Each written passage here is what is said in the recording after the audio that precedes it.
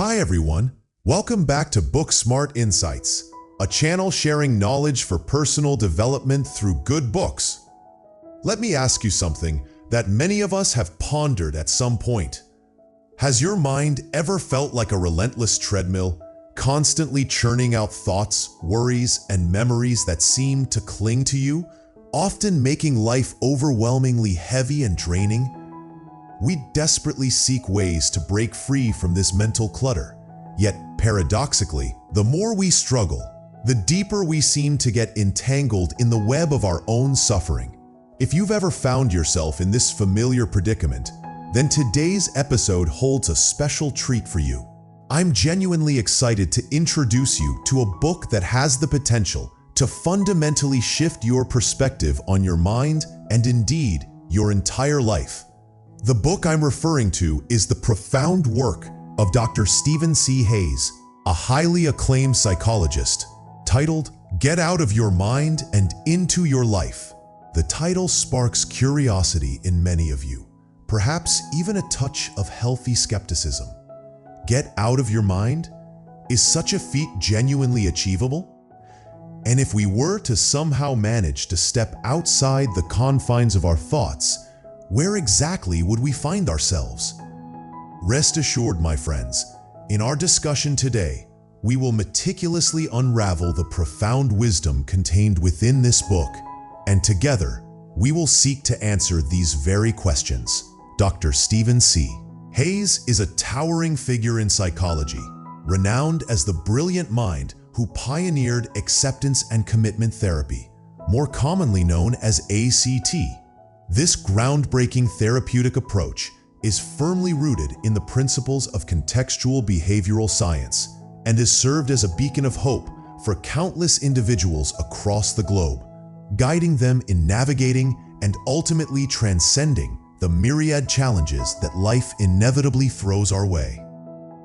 Within the pages of Get Out of Your Mind and Into Your Life, Dr. Hayes masterfully articulates the fundamental tenets of ACT in a manner that is not only accessible, but also deeply relatable. He provides us with the tools and understanding to cultivate acceptance of our often unpleasant thoughts and emotions, while empowering us to redirect our focus toward the aspects of our lives that genuinely hold significance and meaning. To begin exploring this transformative book, let's take a moment to contemplate some of the thought-provoking ideas that Dr. Hayes presents right from the outset. Have you ever paused to consider the peculiar sensation that arises when you are perched near the precipice of a towering cliff or gazing down from the dizzying heights of a skyscraper? That unsettling shakiness and an almost palpable, invisible force beckons us downwards. It's a relatively universal human experience. Yet observe the seemingly fearless feline, gracefully traversing narrow walls with an air of nonchalant ease, often in situations far more precarious than ours. Or consider the canine companion, yelping in pain upon being hurt, only to seemingly bounce back to its joyful demeanor once the threat subsides and the basic comforts of food and shelter are restored. Unlike us, animals don't appear to harbor long-lasting grudges or persistent sadness over past misfortunes. We humans, however, are wired differently. We possess the remarkable, yet sometimes burdensome, capacity to dwell on past events, to ruminate on what has been, and to project our anxieties onto the canvas of the future. We can find ourselves mired in sadness, even profound suffering, for days, weeks, months, or even years on end, all because of experiences that have already transpired. Picture this. An individual finds themselves with the opportunity to witness a breathtaking sunset, painting the sky over a tranquil blue ocean. A scene of unparalleled beauty, wouldn't you agree? Yet this very person has just suffered the recent loss of a cherished loved one a mere week prior. How do you imagine they would truly feel in that moment? The stark reality, is that many in such a situation would find it incredibly difficult, if not impossible, to experience genuine joy. The undeniable truth is that regardless of the idyllic nature of our external circumstances, we humans retain the capacity to experience profound suffering, persistent sadness, and gnawing anxiety. So we must ask ourselves, why is this the case? What is it about our human psychology that allows fear to take root and sadness to fester for such extended periods throughout our lives? In his wisdom, Dr. Hayes unveils a crucial secret that he believes is essential for us to grasp. Other people experience suffering just as you do. We are all, in our shared humanity, subject to pain. Whether it manifests as the heart-wrenching loss of someone we hold dear, the debilitating discomfort of physical pain, or the persistent sting of negative emotions like sadness, disappointment, anxiety, fear, and that unsettling feeling of being utterly lost. Every single one of us has, at some point, navigated the treacherous waters of embarrassment, humiliation, or the sharp pang of regret. We each carry a collection of painful secrets, often unspoken and deeply personal. We have become adept at donning a facade of happiness, projecting an image of outward contentment as if to declare that all is well, that life is unfolding seamlessly. But the underlying truth is often far more complex. It simply cannot always be this way. As humans, we are endowed with a capacity to perceive and experience pain on a far grander scale than any other creature inhabiting this planet. And what's particularly noteworthy is that this pain isn't solely triggered by external events. It frequently originates from the very depths of our own minds. So what then is the distinguishing factor that renders us more susceptible to suffering than all other forms of life on Earth? The answer, in its elegant simplicity, lies in language. Humans possess language, and through this remarkable tool, we have developed the capacity for intricate thought and an endless array of associations that spring forth from these very thoughts. While our ability to think critically and communicate effectively through language undoubtedly empowers us to solve many practical problems, it also presents a unique challenge. When we turn this very tool of thinking inwards, attempting to grapple with our internal struggles and emotional landscapes, many new and often more complex difficulties can arise. Today, the insightful pages of Get Out of Your Mind and Into Your Life will illuminate a helpful pathway to navigate our way out of the bog of suffering. This path is paved with the principles of the renowned psychological therapy called acceptance and commitment therapy, ACT.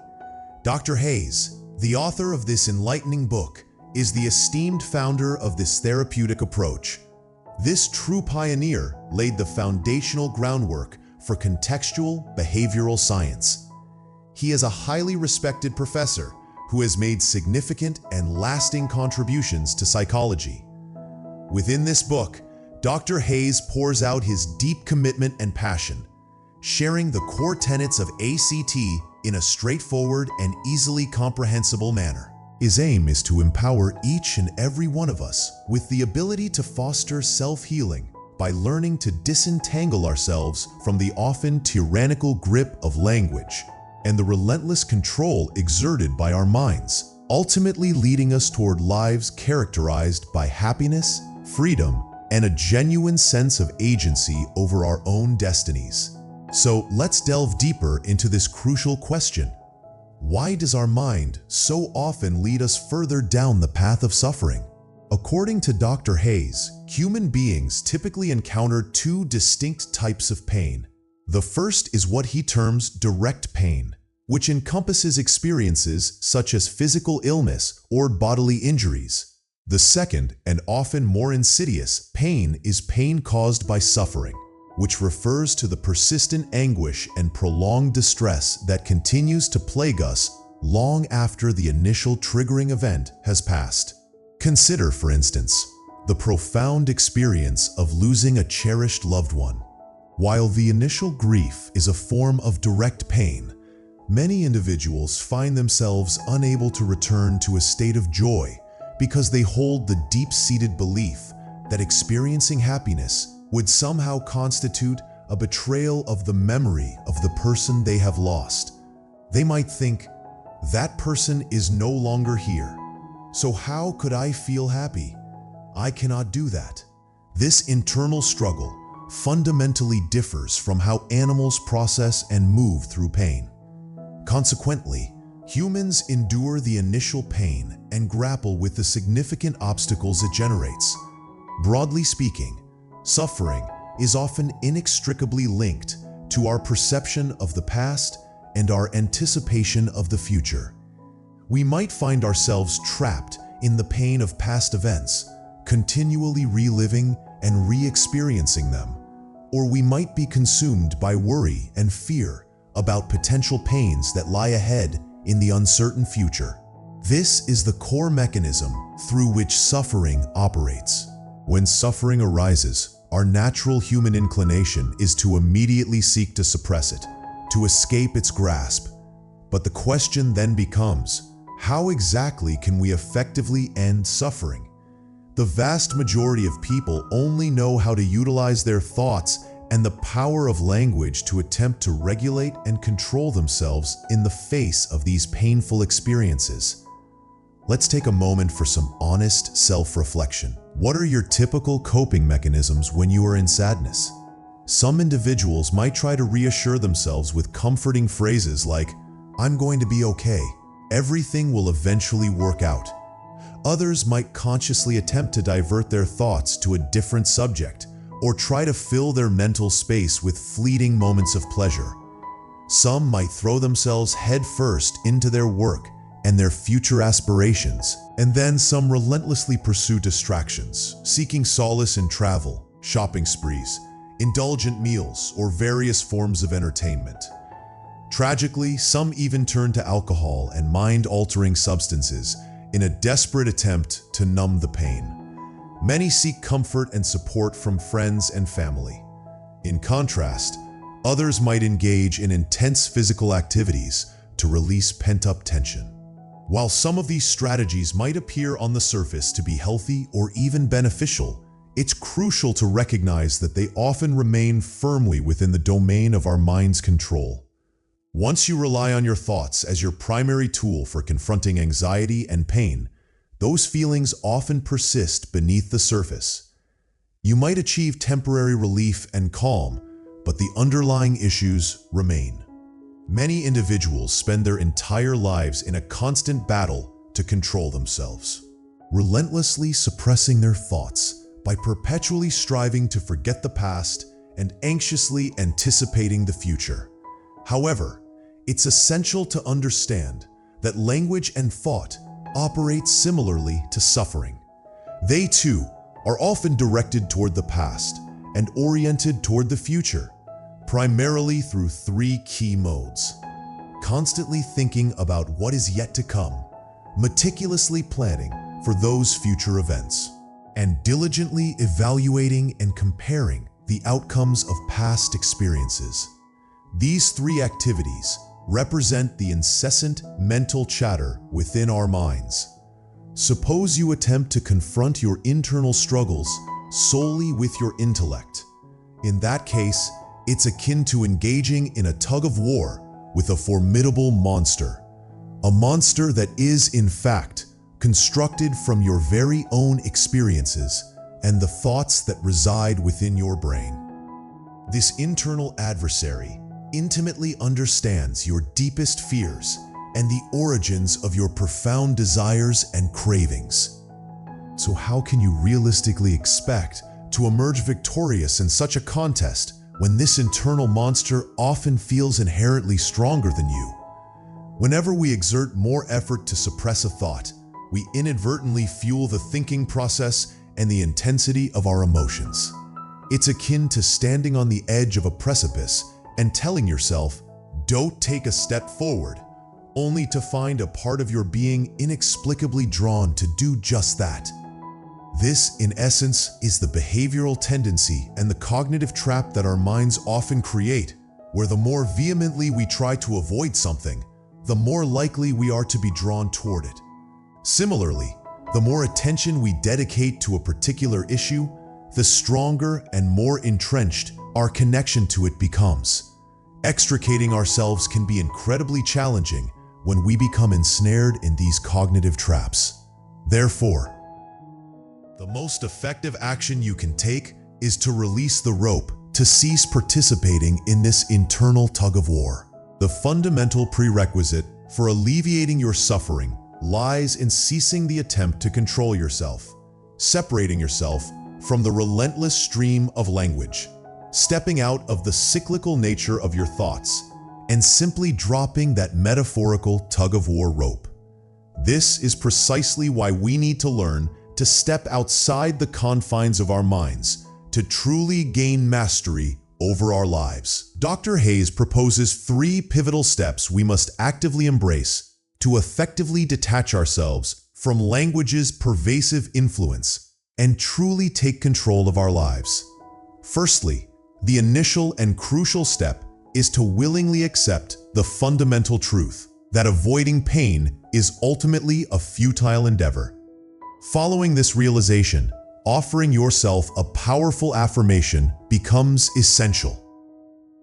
I deeply empathize with myself for the immense effort I have exerted in trying to cope with these pains and difficulties. Resist the urge to engage in self-blame, to berate yourself for perceived foolishness or past mistakes.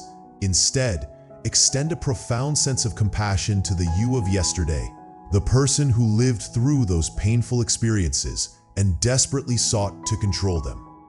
Once successfully navigate these initial 2 steps, you can progress to the most challenging, releasing the need for control. However, please remember that this most difficult task is also, paradoxically, one of the simplest things in the world. Many profound truths share this dual nature, simultaneously complex and remarkably straightforward.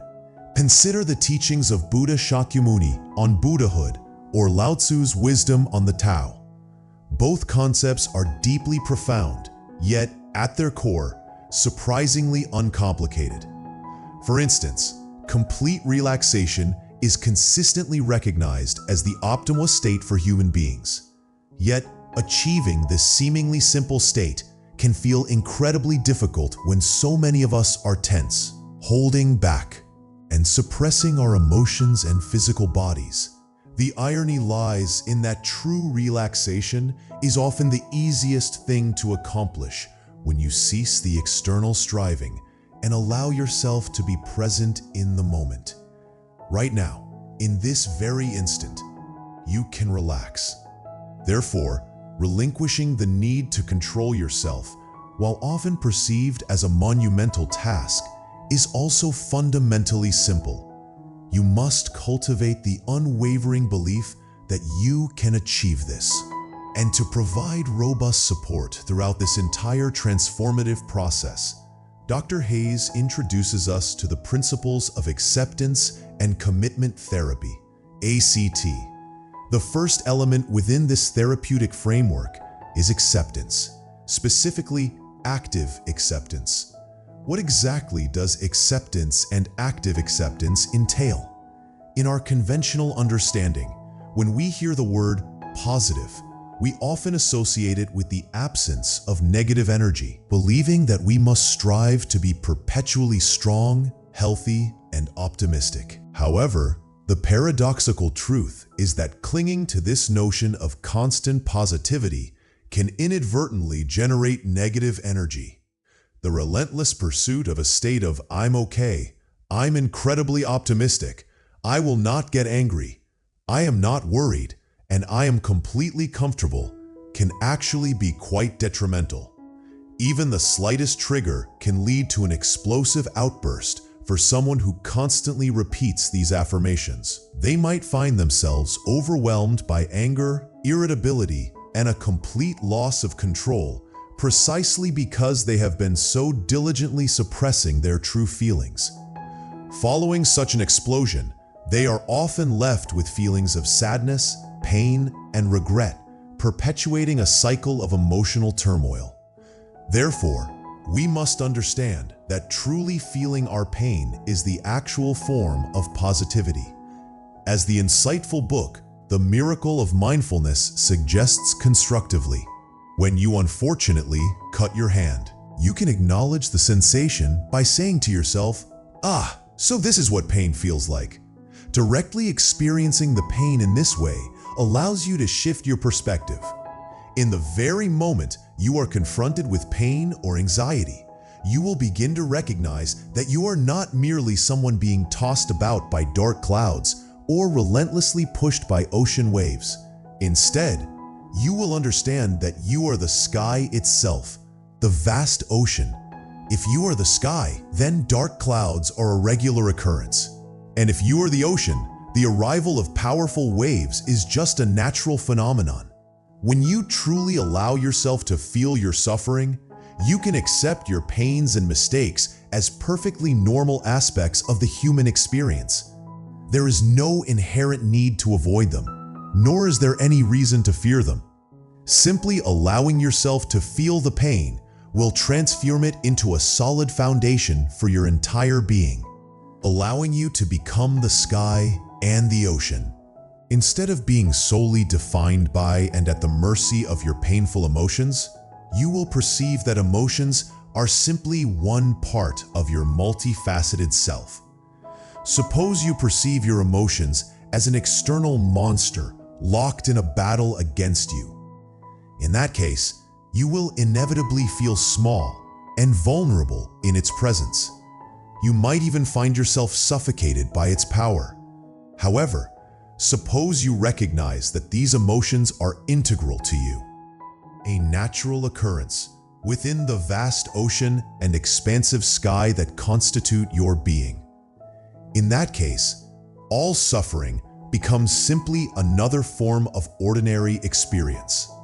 Dr. Hayes beautifully articulates this concept, stating, "Positive attitude is holding your pain like your hand holds a fragile flower, embracing your pain like embracing a crying child, sitting beside your pain like sitting beside a seriously ill person, looking at your pain like admiring a marvelous painting, continuing to walk with your pain like holding a crying child and moving forward, respecting your pain like respecting a friend and listening to their confidences, breathing deeply into your pain like when you take a deep breath, giving up the fight with pain like a soldier laying down his gun and returning home, feeling your pain like drinking a glass of pure water, keeping your pain like you keep a photo in your wallet." It's crucial to understand that a positive attitude is not about fighting against your pain, ignoring your pain, forgetting your pain, being overwhelmed by your pain, doing what your pain dictates, refraining from doing what it dictates, or believing in your pain or disbelieving in it. The moment you allow your mind to take the lead, you will inevitably find yourself wanting to control and resist. Think about it for a moment. What will happen if you hold a delicate baby too tightly or grasp a fragile flower excessively? You cannot be too forceful or afford to be too lax. The most effective approach is to acknowledge the existence of pain, accept its presence, and walk alongside it. This, in its essence, is what true active acceptance entails. Moving further into the principles of acceptance and commitment therapy, another pivotal step is cognitive defusion. Now, what exactly is cognitive fusion? It refers to how we often fuse words and emotions. As human beings, we assign specific meanings to words. Consequently, when we perceive something, we might treat things that haven't even occurred yet as if they have already happened. Consider the simplest of examples. Do you find your own saliva disgusting? The answer is almost certainly no, because you swallow your saliva throughout the day without giving it a second thought. But now, imagine spitting your saliva into a cup and then proceeding to drink it. The very thought likely evokes a sense of disgust. Yet for a dog, this wouldn't be an issue at all. Suppose a dog encounters a cup of water, even if it is saliva. It will likely drink it without hesitation or aversion, simply because saliva is colorless, odorless, and inherently not disgusting. It mixes with water just like water, can quench thirst, and poses no threat. However, because we humans engage in cognitive fusion, we find the idea repulsive and would likely be unable to bring ourselves to drink it, even if we intellectually understand the reality of the situation. Why are our thoughts often so resistant to change?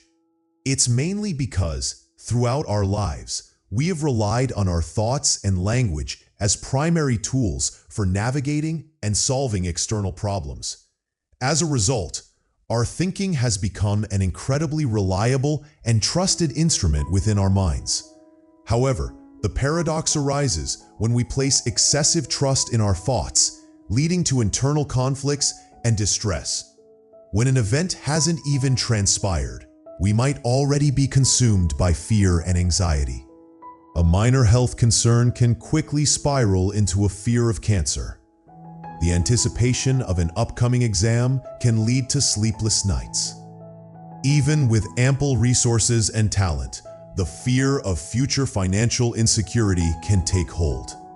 Negative emotions spread like wildfire when these thoughts enter our minds, gradually taking control of our well-being. Therefore, we must learn the art of cognitive diffusion to break free from cognitive fusion. This means creating distance between your thoughts and the objects or events they refer to. The first crucial technique for achieving cognitive diffusion is to observe your thoughts. Instead of viewing the world through the lens of the thoughts swirling within our heads, we must learn to step back and observe them. So, what does it mean to observe your thoughts? I've touched upon this valuable skill in several previous book discussions. Here, Dr. Hayes suggests that if you feel distressed or troubled, try saying to yourself, "I have the thought that I'm upset." You acknowledge that you are thinking this thought, but the part of you that is observing this thought is not actually upset. The statement, "I feel upset," is merely a thought from your brain. But now you can observe it. You can notice that you have this particular thought, and that's all there is. Observing your thoughts is a decisive first step in untangling yourself from the grip of cognitive fusion. In addition to this foundational technique, Dr. Hayes outlines several highly effective methods you can practice. One such method is the camera on the wall technique. Imagine observing your own life, particularly those moments of pain and struggle, through the lens of a camera mounted on the wall. You see yourself caught up in internal turmoil, perhaps during an argument with a loved one. You might feel your anger rising as you hear hurtful accusations. In that moment, resist the urge to react impulsively. Instead, visualize yourself as that detached camera on the wall. From this objective vantage point, you might observe that the other person also feels upset, perhaps longing for understanding and connection. You might even recognize that there is love and the desire for reconciliation beneath the surface of anger.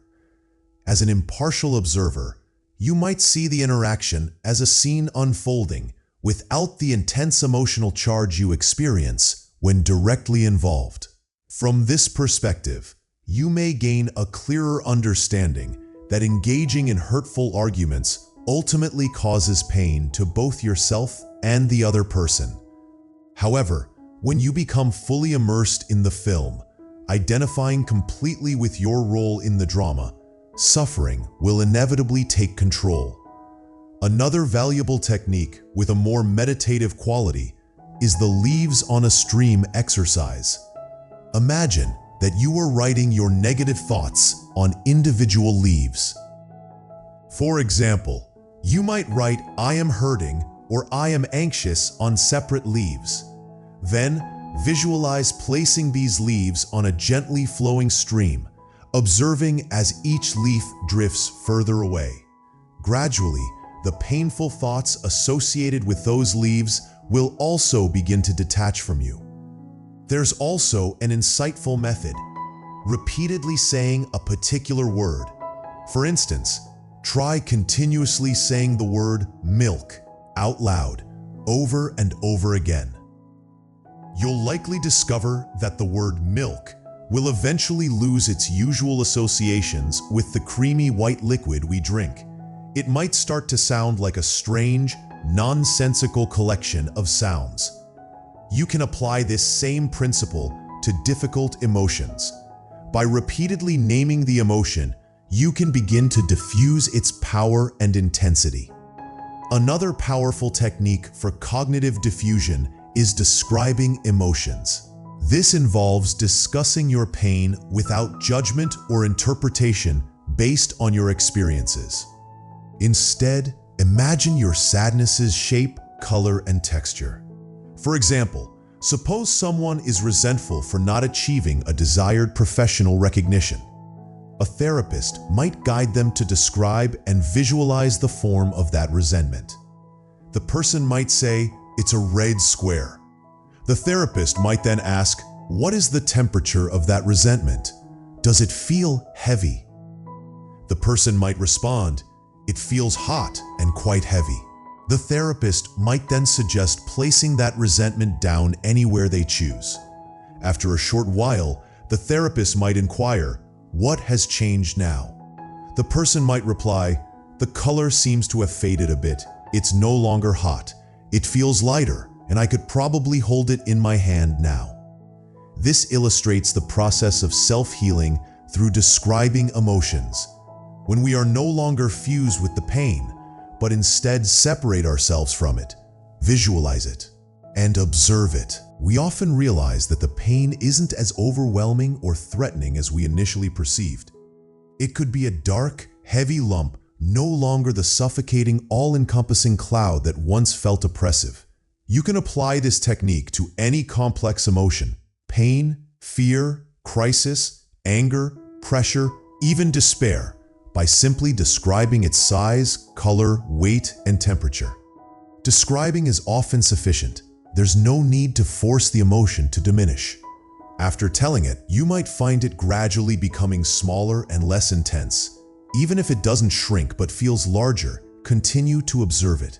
Remember that it is something external, separate from you.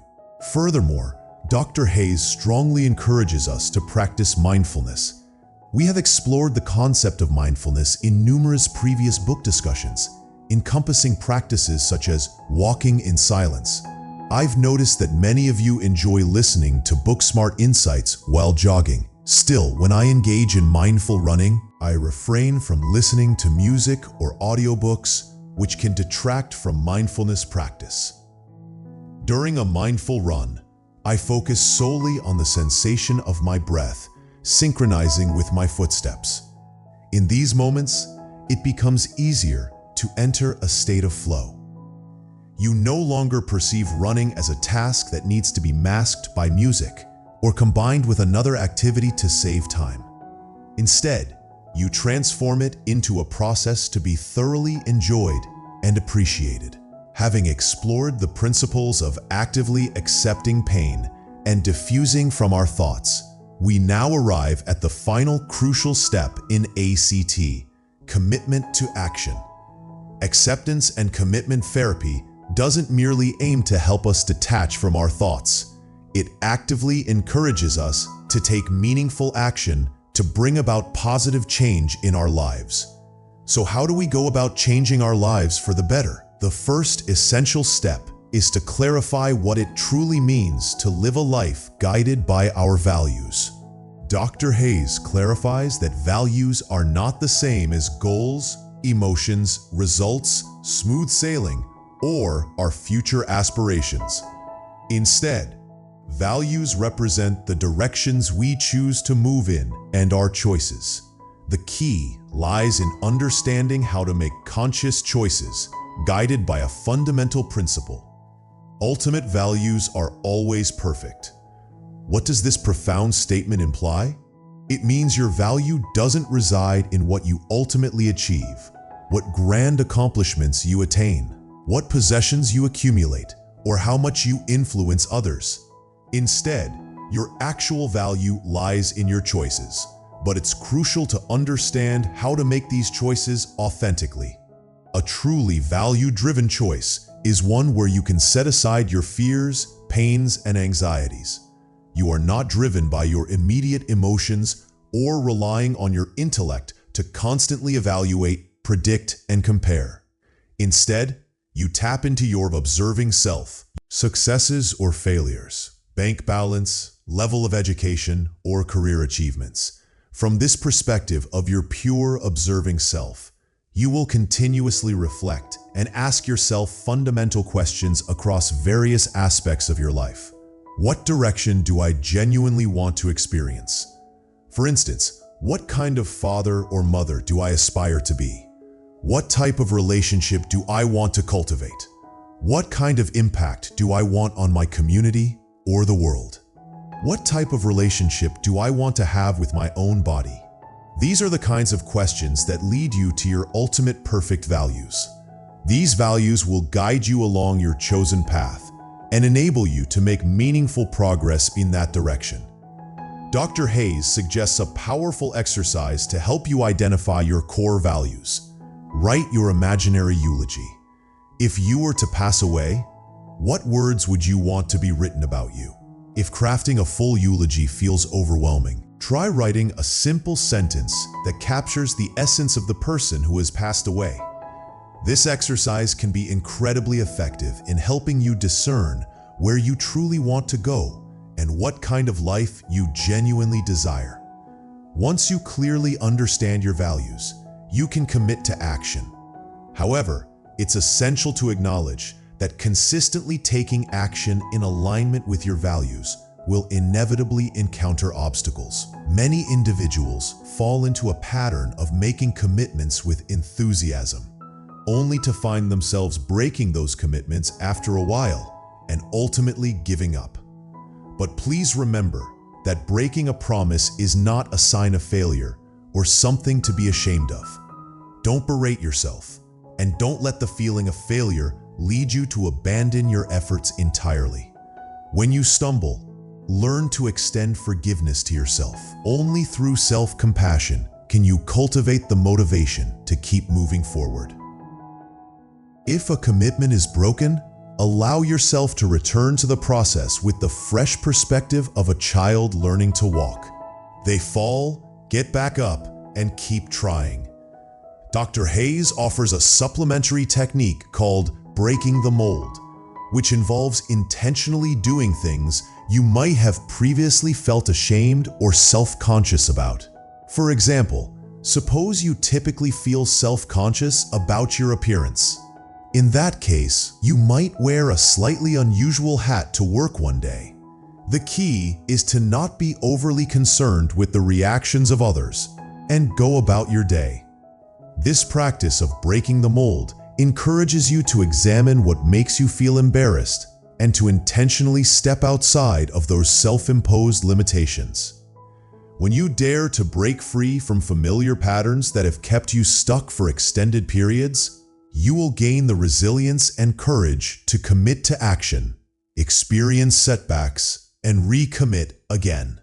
This process allows you to embark on an exciting and meaningful life journey, separating yourself from the confines of your mind, facing and actively accepting your pain, and fully engaging with life, ultimately leading to a life of purpose, joy, and inner peace.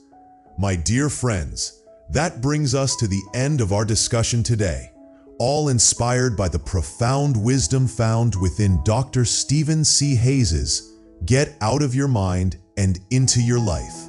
I felt compelled to create additional content on this crucial topic because I've read so many of your thoughtful comments and sensed that many of you are still navigating your struggles with pain, loneliness, and the pressures of life in relative isolation. As I can't always respond to each of you individually with the depth and care that an actual conversation deserves. I hope this extended discussion serves as a way to convey the message I genuinely want to share. Many of you have been carrying heavy burdens, but please know you are not alone on this journey. The time has come to step out of our mind's confines and fully embrace life's richness. Before you now lies a metaphorical fork in the road. The path on the left beckons with the promise of control and avoidance, while the path on the right invites you toward acceptance and commitment. Choose the path of control and avoidance. You will likely find yourself on a journey of rigidity and ongoing struggle. However, choose the path of acceptance and commitment. In that case, you will embark on a more vibrant, meaningful, and flexible journey. The choice, of course, rests with you. But I believe you will resonate with me when I say that while life presents us with countless options, the fundamental choice we face here is not about how to eradicate pain entirely. And so I eagerly anticipate the day when I hear from you, perhaps in the comments below, sharing your own experiences and insights, telling me that you have begun to truly see your pain and that you now feel empowered to gently place it in your pocket, carry it with you, and continue moving forward towards a life where you consciously choose what truly matters to you. Feel free to share any thoughts, experiences, or lessons you've had in the comments section just below, and let everyone else know we truly value your contributions and shares. Finally, thank you from the bottom of my heart for tuning in and listening to today's episode. If you found the insights we explored helpful or thought-provoking, please share this video with anyone you believe might also benefit from this knowledge. And before you go, I would be incredibly grateful if you could give this video a thumbs up. Subscribe to the Booksmart Insights channel if you haven't already.